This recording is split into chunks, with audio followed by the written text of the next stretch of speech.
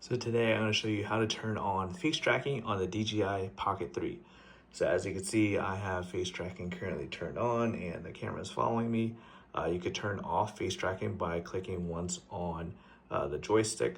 So I'll click once, and as you can see, the green box is turned off and it's no longer tracking me. To turn it back on, you just press on the Joy-Con twice, and then the DJI will automatically find you. As you can see there, it is following my face once again. That's one way. So you could click it to turn face tracking off once again.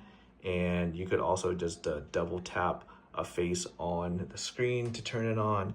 And as you can see, DJI is once again tracking my face. And let's turn it off once again here. And the last way you could do it is just bring down the menu option, and you can see at the top right there is a face tracking setting that you could turn on and off, so that whenever you turn off your DJI Pocket 3, when you turn it on, it will automatically find a face. So I'm just going to turn it back on, and it'll just look for my face here, and there you go. Face tracking is automatically turned on with that setting. So if this video helped you out, hit that like button. Thanks for watching. I'll see you guys later.